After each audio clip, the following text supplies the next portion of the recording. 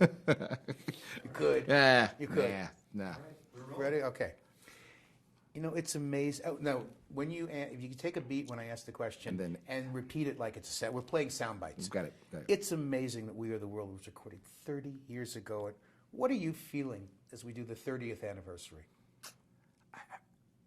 The thought of it being 30 years ago, if I could tell you right now, I could blink and it happened yesterday or maybe 2 days ago. Honestly, it does not feel like 30 years ago, but I guess it has, because I've got grandkids now walking the door saying, "Pop, Pop, we learned We Are the World in school today," and I'm going, oh, I guess it's 30 years ago. I mean, it's quite amazing, but the song, the effort, the cause, it all stayed around, and it was meaningful. It was actually meant to be, how do we give back with all that talent? What do we do with all of that fame and power? And we decided to make a country out of ourselves, and it worked. How'd you first hear about USA for Africa? Ah, very good. I first heard about USA for Africa. It wasn't USA for Africa, believe it or not. It was Harry Belafonte calling me on the phone and saying these words: "It's amazing that we have white people saving black people. We have no black people saving black people. What do you think about that, Lionel?" And I said, "What do we need to do about that, Harry?" Stop. Come on in. Aha! Had you known him much? I knew him, not very well, but you know, when we pass in this town, there were only 12 black folks in town, so did we know each other? Absolutely. That's another story. Yeah. How'd you first hear about USA for Africa? Well, my first time actually hearing about the starving problem in Africa, it didn't come out USA for Africa. It just came out as the starvation situation in Africa, and it was Harry Belafonte who called me on the phone. And Ken Cragen called and said, "Harry wants to call you. Is it okay if you have the number?" He calls me, and he said these lines, you know, "We have white folks saving black folks. We don't have any black folks saving black folks. You interested?" And that's the best sales pitch ever. And I said, "I'm in. What do we think we ought to do?" He said, "Well, I was thinking you, Stevie, you know, get together and do something, join us, get together." And I normally have a gossip session with Quincy every evening. You know, Quincy and I are the only ones up between 3 and 6 in the morning. And my phone call that evening was, of course, with Quincy, and I said, Harry called on the phone. He wants me to get this song together. He said, "Well, why don't you try calling Michael, too? I'm working with him in the studio every day." And he said, "I'll talk to him about it." Well, I've got a phone call from Michael. Next thing I know, Quincy and Michael, and now we're still trying to find Stevie. We know he's out there somewhere, because we're all touring. We're all very busy. And the next thing I know, we get this thing, well, if we're going to do this, if we're really going to do this, the four of you, let's do it at the American Music Awards. We'll do it at that time. We'll just do a song. Well, we figure we have all the time in the world. There's only 4 of us. And good old Ken Cragen, my manager at the time, not knowing that you hire a manager for one reason only: he can't keep a secret. So Ken, of course, in his enthusiasm, started telling other people, you know, Michael and Quincy and Lionel are doing a song. So now we're taking our time thinking we've got all the time in the world, because we know we're going to do it around the American Music Awards, but not necessarily in case we want to get out of it and do it a little later, we can. Next thing we know, it's Lionel. I have about 35 artists ready to go now for this song. We need to have the song now. We're going to do it after the American Music Awards. It became, what are you talking about? Now the pressure's on. We don't have a song, and we're going to, you need to meet with Michael, and you need to work on a song. Okay, well, I met with Michael for that evening, first evening, and all we talked about was everything but We Are the World. We talked about the snake and Bubbles and Giraffe and every possible thing you could think of except the song. Now we wasted a night. The second night, Quincy comes by and says, we need to get this song done. But what's happening in my life while that's going on? I'm only hosting the American Music Awards. I'm only on tour hosting the American Music Awards. So I'm coming in to host the show, and all of a sudden now I have, well, now you need a song, host the show. You follow me? And I'm not feeling very healthy about this. So in the second night, Quincy comes by and says, we need a song. So Mike and I go upstairs, and we kind of sketch a little something, and here's what I think, and here's what he thinks. It needs to be an anthem. It needs to be something anthemic, big, you know. Not some, oh, when you need me. We don't need that kind of song. We need something, bum, ba, bum, bum, ba, bum, ba. We need something really bombastic. So we agreed on that. We agreed on the tempo. We agreed on how we wanted to feel, make it feel. We hummed a few things. Michael said, I've got a guy who's going to kind of put the ideas down for us. I'll see you tomorrow. I came back the next day. All the ideas are now to music. Wow, this is exactly what, this is perfect. I like this very much. I played a little something on the piano to kind of touch it up a little bit. He took the back half of that and added to that part over there. Next thing, we've got a track. We have a track, ladies and gentlemen. Now, we have a track, we have a melody, no lyrics. Quincy is saying, guys, we need to send demos out to the entire group that we have assembled here. Now, back then, we didn't have MP3. You can't send it out over the email. It's a cassette. You got it? Which means by the time we send it out and send it to the people and get it, it's the night of this.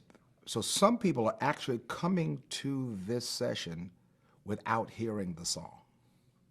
You got it? Meanwhile, I am now reviewing the script for hosting the American Music Awards, and my costume, and the opening dance scene, and ba ba ba ba 1 2 3, and left Lionel, and then you ba, and the girls come around ba ba ba ba. Meanwhile, what's the verse for "We Are the World"? We go from there to a recording session. We now finish the lyrics. I should say we finished the lyrics at Michael's house.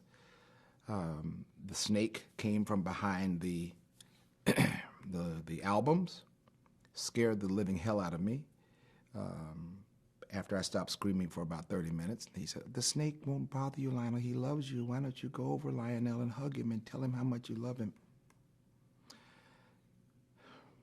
The monkey downstairs is having an argument with it's chaotic. And we delivered the song on time to Quincy for the demo. So the music came before the words. You're going all the way back. The truth is, as I understand it, you were up in Michael's bedroom, the two of you, trying to write this up. What was the process of writing the song like? I look back on it now. The process of writing that song was, we were all over the place. You know, he's telling me about because we've never spent that much time together, you know, since the days of the Jackson 5, where we actually hung out. So, you know, everyone thinks we're upstairs doing some strategic work on the song. We're upstairs reminiscing about, Lionel, remember when you used to tour on the road with us as the Jackson 5? Michael, yeah, I do. And you've grown up. Congratulations, by the way, on your success with your album. Thank you, Lionel. I love my favorite song is Easy. I mean, he went through all this. So we wasted the first 2 days just kind of hanging out with each other. Finally realizing we have to write a song. And it took us maybe a night and a day to actually get it to the song.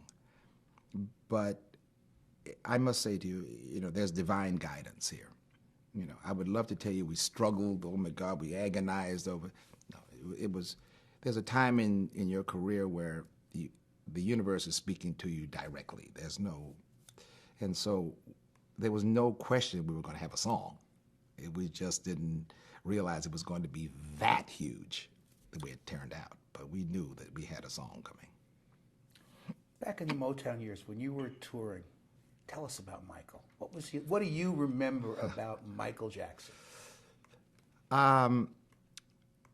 I thought that Michael and his brothers, after hanging out with them for about maybe a month, I figured this was the best gimmick they have ever pulled off in the history of the music business. 5 midgets. They were probably 40 years old, maybe, because no kid at 9, 10, 11, 14, no kids could do this. Michael Jackson was a full-grown, seasoned killer at that age, at that little age right there. And so, you want to save a phone here? I think it might be mine turned off. You want to get a little closer, Michael Jackson. You want to throw it? You just turn it off. It's right behind it. Here you go. Oh, thanks. It may still be ringing. Hit a side button. There you go. Off. There you go. Off. There was no kid. So you said Michael at that age. Yeah, Michael at that age it was a phenomenon. When I say that, you know, we talk about the kids that are phenomenal today. No. Michael and his brothers were full-grown men in little kids' bodies, pulling off dance steps and mannerisms and vocal acrobatics, the likes of a seasoned pro. I mean, he had a bit of a stare in him. He had Gene Kelly in him. He had the Nicholas brothers in him. I mean, some of the moves he made. I mean, where did you learn that? That's Jackie Wilson. That's James Brown. He would do things on stage, and I would ask him, did you rehearse that? He says, no, Lionel, I just felt that at the time. You just felt that at the time? And so it got to the point where we would tease them. You know, I found myself one night actually having a full-on pinching fight backstage before the show, because they act like kids. He pinches me, he pinches a little itching powder here, a little itching powder there, a little thing. And then I said, okay, I know what they do. They switched them out on the way to the stage, because these are the kids now. We hang out with the kids, and then somewhere along the line, they switch them out. Something happens. Well, I walked him to the stage one night. Same guy walks on stage, lights hit him, and he turns into the pro. There's nothing like that. There won't be anything like that for a while. We actually saw a true phenomenon. Where did the title "We Are the World" actually come from? That's a good question. When we started, I came in with the title of "Save the World and All God's Family," and we started talking as Michael and I do.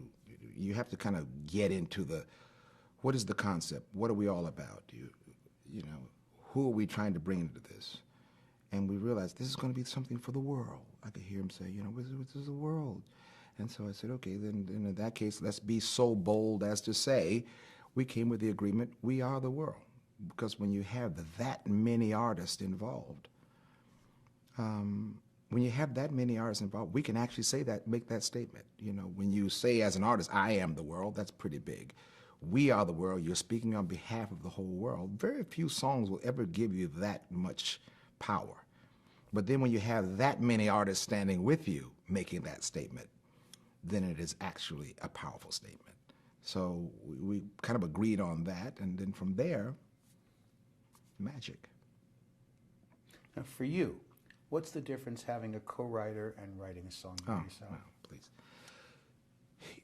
Sometimes a co-writer can be a problem, meaning you're either on the same page or you're not.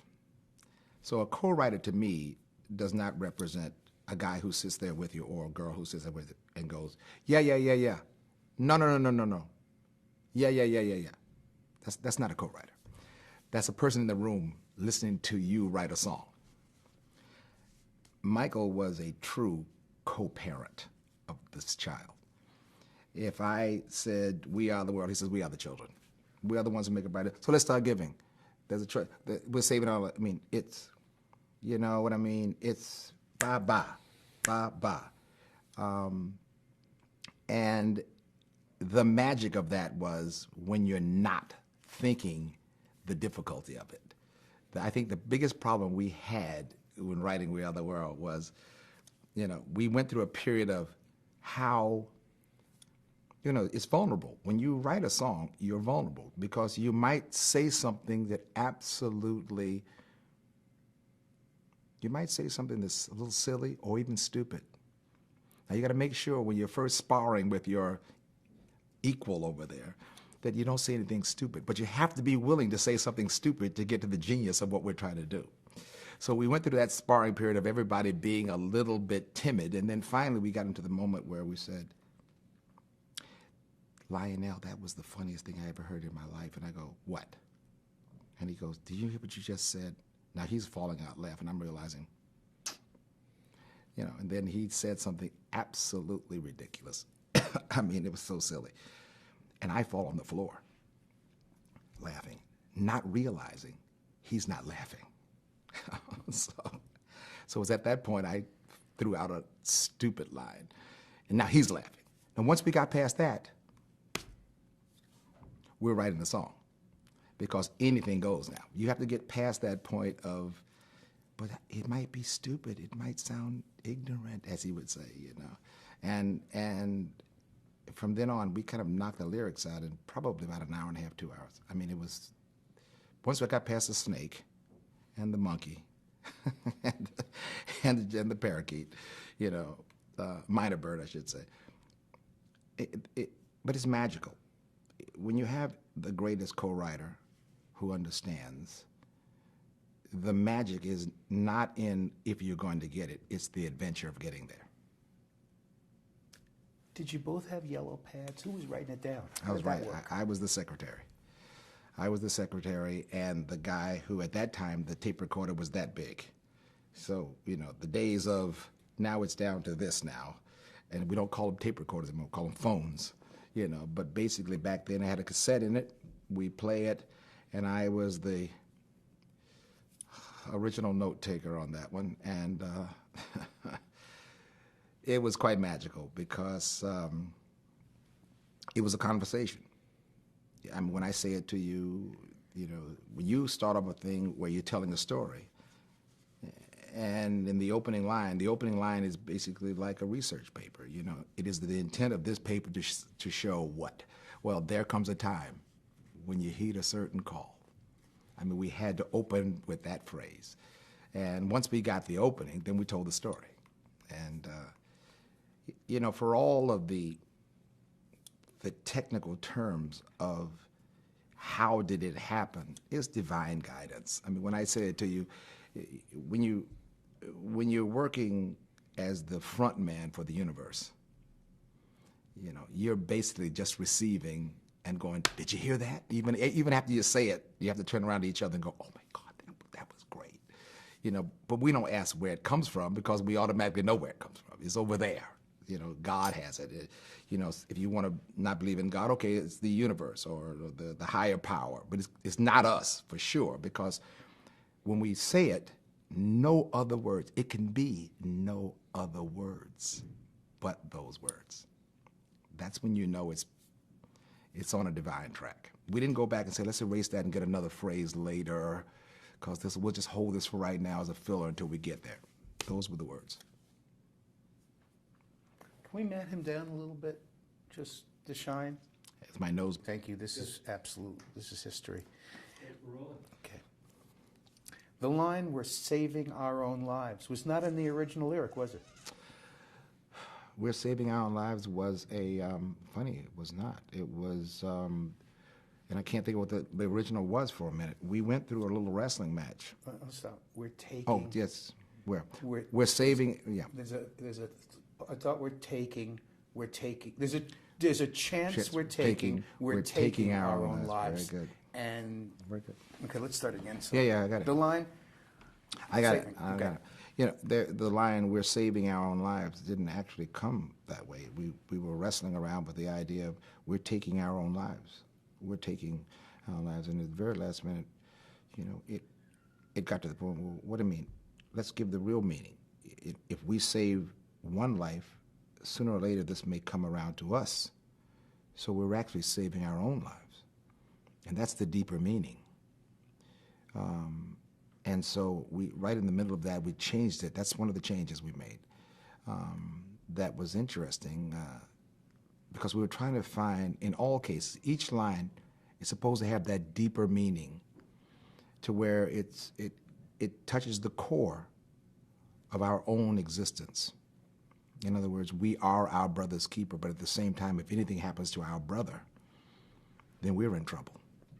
And so that's the meaning that we were trying to get. We're saving our own lives. And from that, it became special. That was a very special line. And there's a chance we're taking became there's a choice we're making. Ah, you know this, you did this. There's a chance we're taking was there's a choice we're making. The chance was, when we first wrote it, there's a chance we're taking to save. No, we're not. There's a choice. This is actually a choice that we're trying to pull life together, where if we don't make this choice, then the chance will never happen. So again, we get into the minutia of it. If you want to get into you're getting into the bones picking now. But all of these little changes made the biggest difference, a huge difference. Yeah, I don't know what that Let's is. do that one again. What are they doing? Let's pause. They're packing the tour wardrobe. Oh, that's what's happening. I'm leaving. We'll do that last I'm part leaving again. day after tomorrow. Yeah. I probably can't remember how I paralleled that. That was good though. Of course. Yeah, we still use Okay, that, we'll right? just do we'll just do it once more until we have it. Yeah. I was going to say, what the heck?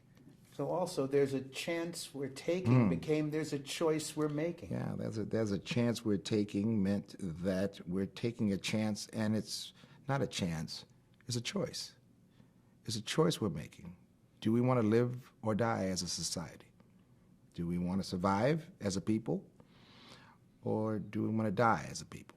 And if we don't save them, one day it might mean that somebody has to save us.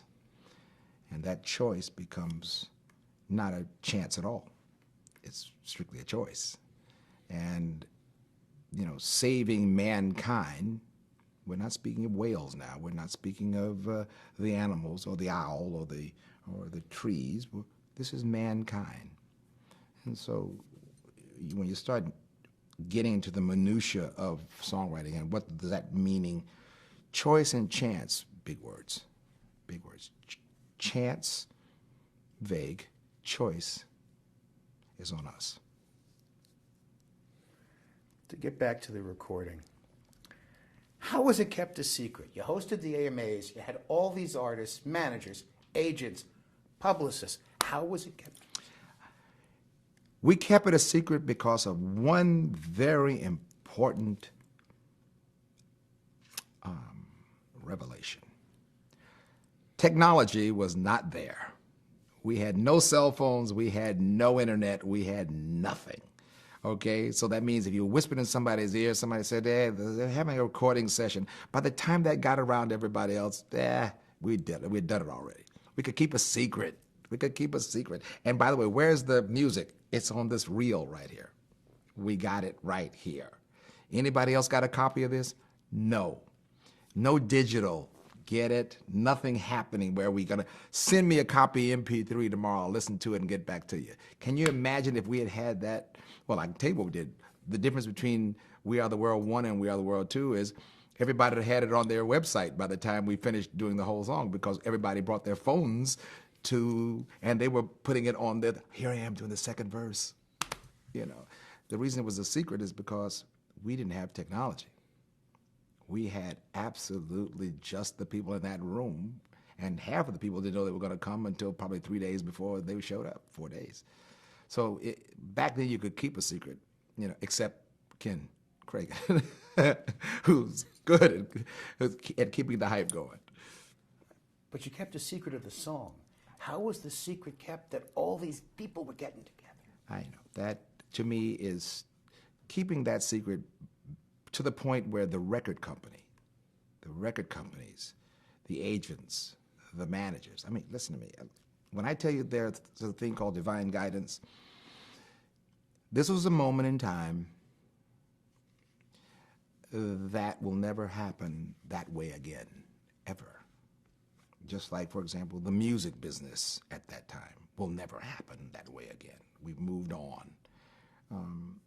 There was the mystique of sneaking up on people and surprising them and dazzling them with greatness. It's hard to sneak up on people now. It's hard for governments to sneak up. It's hard for politicians to sneak up. It's already a leak before they made the decision on what to do. I mean, this is the world we live in now. But back then, you know, there was ABC, NBC, CBS, and a new company called CNN that just started. Man, you could keep a secret in 5 minutes with that, because that's all we had. So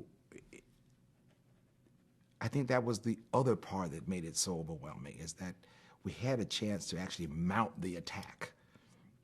So then when it finally dropped simultaneous around the world, are you kidding me? It was phenomenal. Now, your good nights on the AMAs that night, you talked about world peace, you talked about hunger, and you referred to Paul McCartney's line, "Let it be." What did you mean?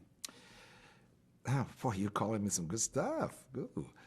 At the close of the American Music Awards, first of all, I was so relieved as the host of the show, because I didn't know what 2 or 3 hours was going to be like live, by the way, live on television. But I got down to the end, and what made the ending so powerful, it was not rehearsed. We didn't have time to finish the ending in the rehearsal. So all of that you saw at the end, we did not. So not only am I doing it live, I had never rehearsed it. And I think Julian Lennon was in the audience, and I wanted all the artists to walk on stage and join me in singing "Let It Be." "Let It Be" meant that when you think about world hunger, we have to join forces together. Not knowing, now they don't know anything about "We Are the World" yet. They know nothing about it. It's just that it was fitting for that ending to be that way, setting up, if you will, a great ending of a show, number one, but number two, the setup for what's to come with "We Are the World." And by having Julian in the audience, and by the way, I hadn't spoken to Julian, he might have said, "I don't want to come up." If he had said that, then, okay, I've got Julian Lennon sitting in the audience, and I've got everybody who's not going to follow, maybe because Julian says he doesn't want to. Remember, now, these are temperamental times with a lot of great artists. And all of a sudden I said, "Julian, would you join me on stage?" And he stood up and came up first, and everybody just kind of said, "I want everybody. Join me on stage." And I started calling off names and pointing the fingers, and they all got up and came this way. And it was just, it was a magical moment, because we didn't know whether the artist, were going to make that invitation work. So here I am at the closing of the show with everyone on stage, and I said, "Good night, everybody." And that was the magical moment when we had pulled off the entire show with that great song. What about a year later, when the show ended with everybody, including Elizabeth Taylor, singing "We Are the World"? 1 year later, we're now doing the American Music Awards. And the close was, there's Elizabeth on stage with Michael on stage and everybody on stage singing "We Are the World." If there was ever I call it the top of the mountain, or as my grandmother would refer to it, high cotton, we were in high cotton. I mean, when I say that, it was, if there was ever something that could just be orchestrated to the point of we didn't orchestrate it, it's the ending of a great story and the beginning of a new one, which is, of course, this era of trying to keep "We Are the World" alive forever. And it did. This song is still alive and well now and used in so many different areas. But at that particular time, you have to think, there's Michael, Lionel, Quincy, and the cast of characters, and we're all there. And really, the two of us, I remember looking over at Michael and winking because he was whispering in my ear, Lionel, can you believe it? And I'm going, just keep smiling. You know, we wanted to scream and run down the middle of the aisle, but we were sitting there with our composure, looking at ever so dignified. But it was just one of those things, oh my God, what the heck have we done here? And it felt good. Because, yes, we're celebrities. And yes, we're narcissistic in our own ways. And we have this. And we have our entourage. But that night, we did something wonderful. We gave all of it back, all of that power we gave away for actually something so wonderful as saving some lives, saving people's lives, which has nothing to do with us except the fact of using that God-given talent to do something for someone else. Go figure that. And so to turn around on that stage and see all these artists, really happy to be there. Not for the song, but for the cause. And I thought that was the part that made it just so fitting. But just as the parents of that song, we kept winking at each other the whole night, because it was very special. Where were you at the moment that every radio station around the world played the song at the same? It was noon, I think. Yeah. I was at home in Bel Air, and I got a phone call from Michael. As only he's no one can be the hype master more than the hype master himself, Michael. Lionel, are you watching? Did you know? Did you hear? And I said, Michael, what are you talking about? And he says, turn on the radio, turn on the television, turn it on. You're not going to believe this. They're playing the song everywhere in the world. Oh my God, Lionel. And then I went, oh my God, Michael.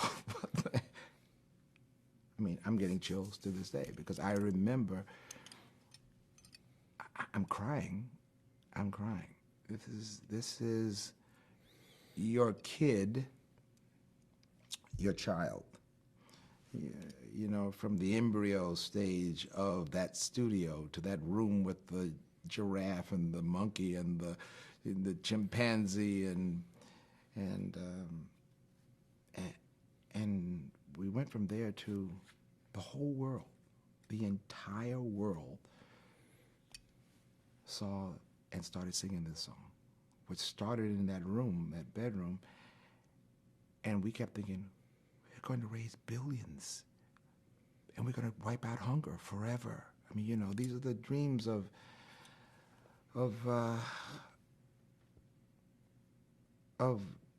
some very innocent people at the time. This was the end of hunger in our minds. We had wiped out hunger single-handedly. We're sitting there crying, and it was beyond my wildest imagination that the world would accept it that huge. That's huge. And then we started getting phone calls, the donations. With Lionel, I'm going to give 25,000, 50,000, 100,000, 200,000. And here we are, 30 years later, and my grandkids, Sparrow and Harlow, Pop, we just learned your song today in school. It's still the blessing still going on.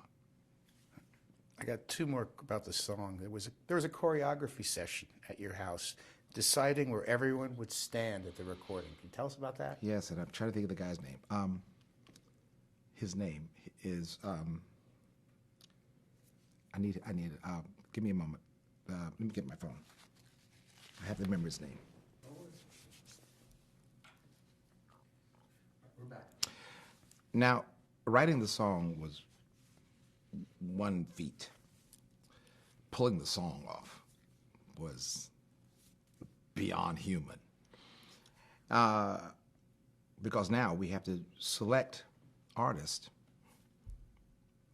that are not just singers, but stylists. You only have a half a line to sing.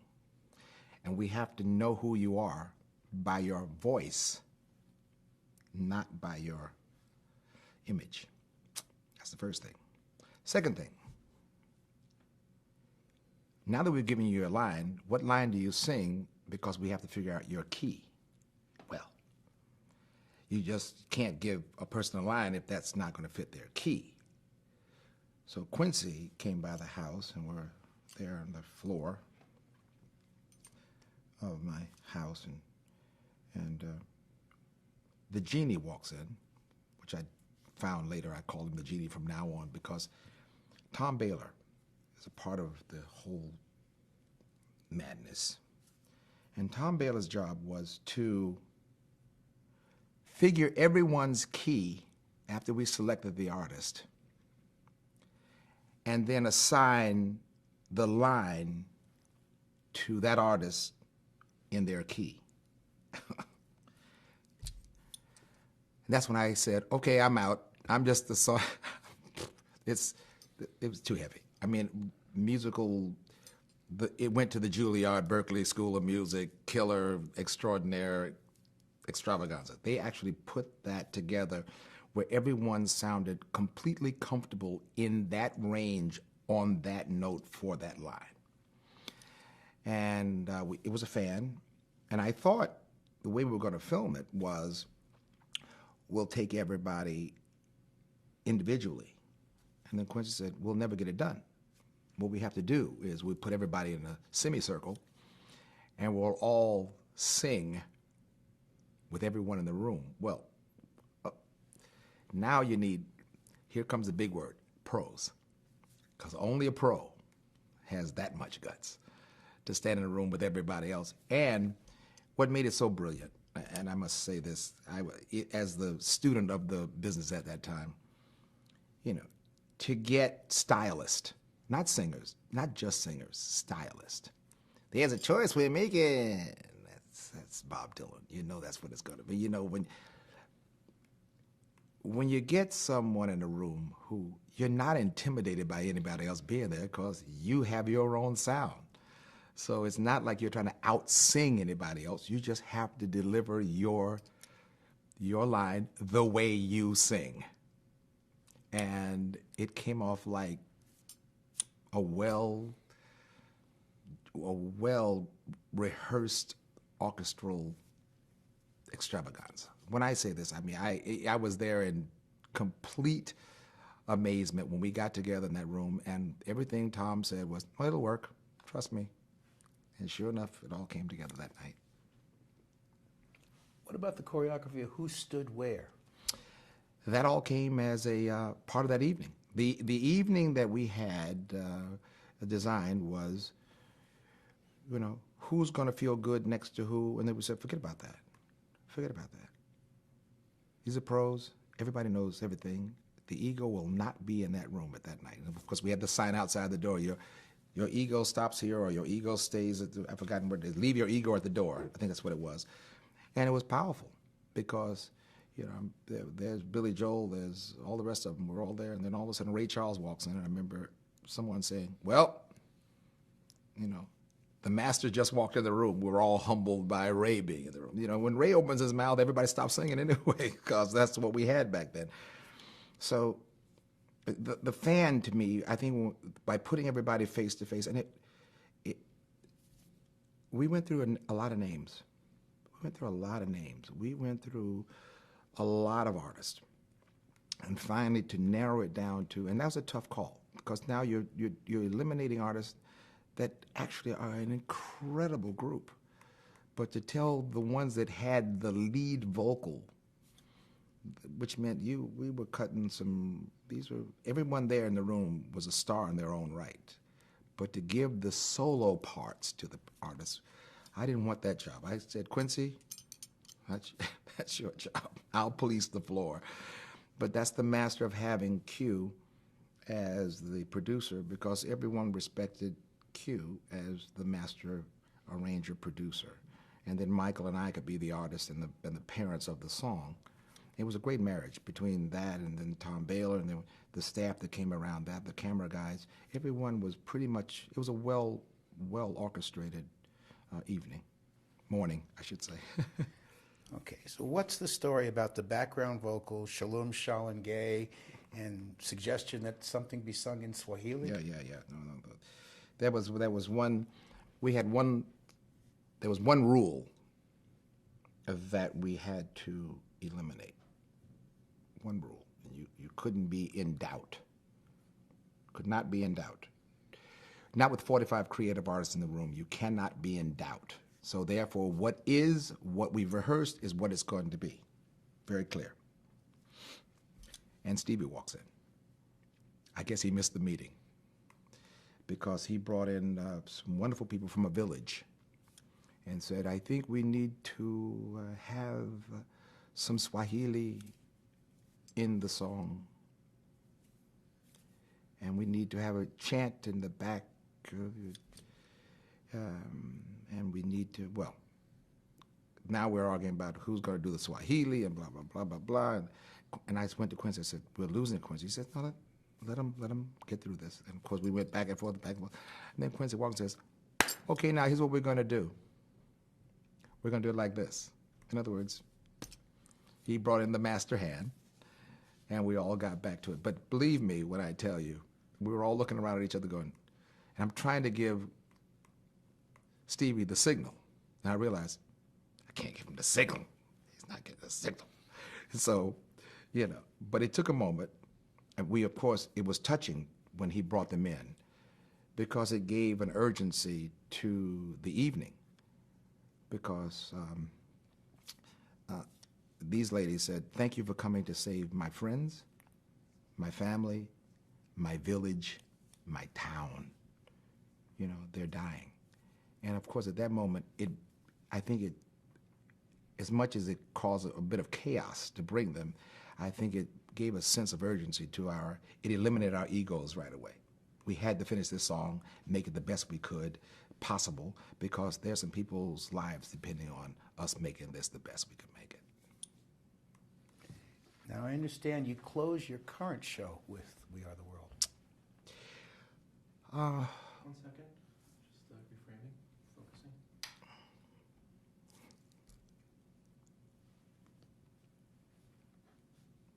Okay. I did about maybe 20 years. Did I say that? I did about 20 years worth of.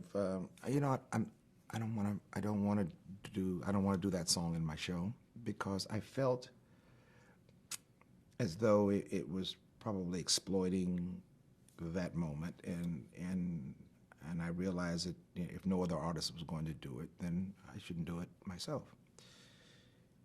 And then as time went on, I thought to myself, there are only 2 guys in the whole world that can sing that song at the end of a show, or in their show, Michael and Lionel Richie. I'm sure Irving Berlin, if you think about back in his day, there's only a couple of guys who could do the Star Spangled Banner or America the Beautiful, or, I'm thinking, there's only a couple of guys who could end their show with that. And when I started doing all the hits and celebrating the body of work, then I started thinking, well, you can't leave that out. That's like one of the cornerstones of my career. And then something amazing happened. I would normally come back on stage, and there was another encore that I saw later. And one night I said, I'm gonna do We Are the World, because I remember that night the crowd was screaming, We Are the World. And I just did it as okay, guys, I'll do it. It's the ending. Because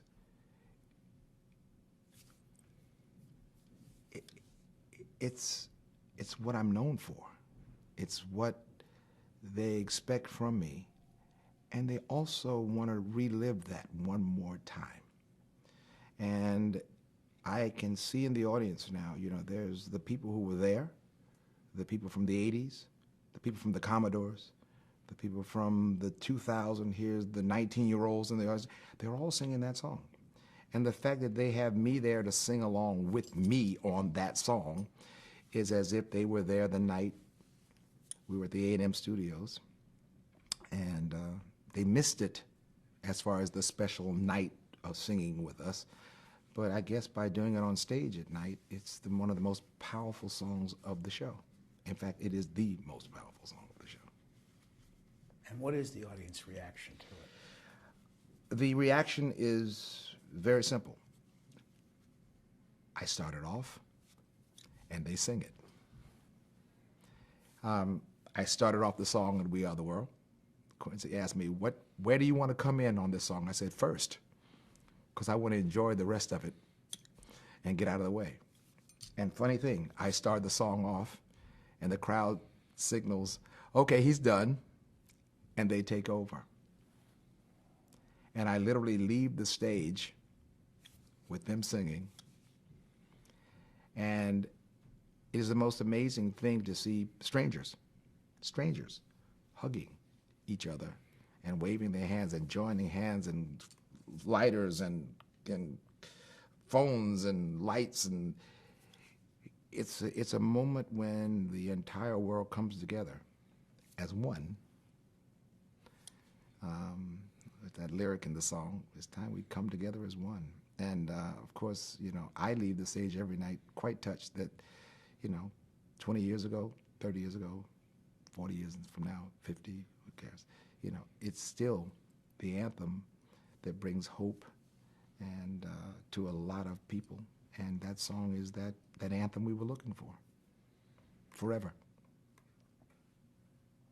You mentioned it's worldwide. It is worldwide, but you told me a story about China. Yeah. China was very interesting. It happened in China.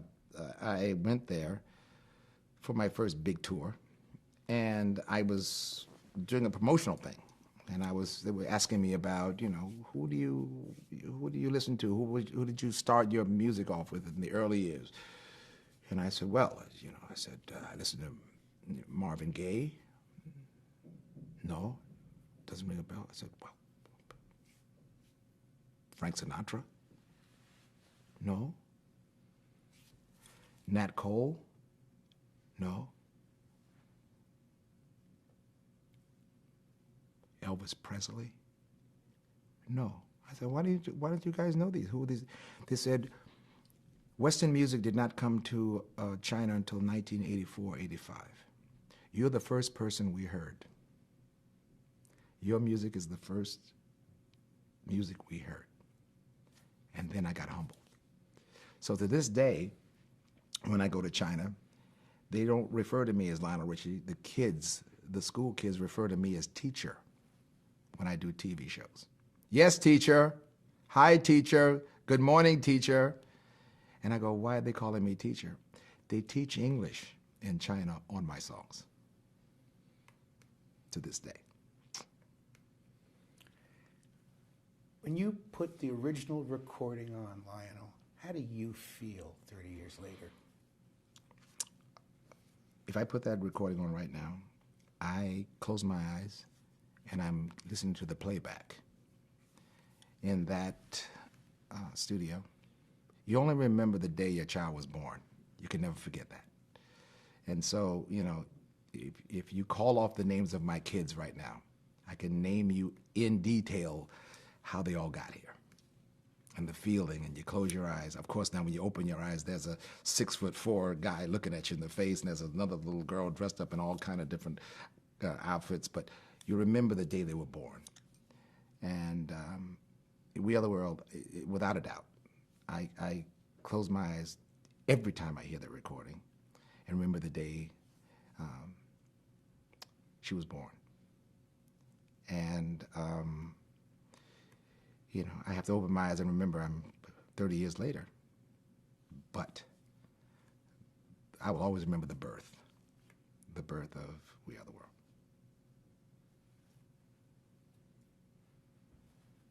Got it. What? Yeah, because you already answered my... Like the shot? Oh, Yeah. Great. That's the shot. That's great. Can you come over a little bit? No, that way. Just the closer you can cheat to that thing, so it looks like I'm kind of... Very good. How do I look for my eye line? I think good. Are you going to move it up as he talks? No, I'll stay right here. All right. That, very good. Ready whenever Ready? you are. Yeah. 30 years ago, some of America's 30 years ago, some of America's top recording artists joined me and Michael Jackson to record our song, We Are the World. Tonight we will look back at the making of We Are the World here on TV1. Enjoy. Next one. Then I'll read the whole thing again? The whole thing, All right. only the second one. All right. 30 years ago, some of America's top recording artists joined me and Michael Jackson to record the song We Are the World. Tonight, we look back on the making of We Are the World here on BET. Enjoy. Number 3. 30 years ago, some of America's top recording artists joined me and Michael Jackson to record the song, our song, We Are the World. Let's do that once more. Yeah. 30 years ago, some of America's top recording artists joined me and Michael Jackson to record our song, We Are the World. Tonight, we look back on the making of our song, We Are the World, here on here on OWN TV. Had an attack. Here we go. Okay. 30 years ago, some of America's top recording artists, yeah, that's right. Boy, my eyes are playing tricks over here. 30 years ago, some of America's top recording artists joined me and Michael Jackson to record our song, We Are the World. Tonight, we look back on the making of that song, We Are the World, here on OWN TV, the Oprah Winfrey Network. Enjoy. I'll do that again. OWN TV. God, it's a tough one. 30 years ago, some of America's top recording artists joined me and Michael Jackson to record our song, We Are the World. Tonight, we look back on the making of We Are the World here on OWN TV, the Oprah Winfrey Network. Oprah Winfrey Network. 30 years ago, some of America's top recording artists joined me and Michael Jackson to record our song, We Are the World. Tonight, we look back at the making of We Are the World here on OWN TV, the Oprah Winfrey Network. Enjoy, you guys. Last one. Wow, that was tough. Can I fold those together to make it easier? Yeah. 30 years ago, some of America's top recording artists joined me and Michael Jackson in recording our song, We Are the World. Tonight, we look back on the making of We Are the World here on E. Enjoy.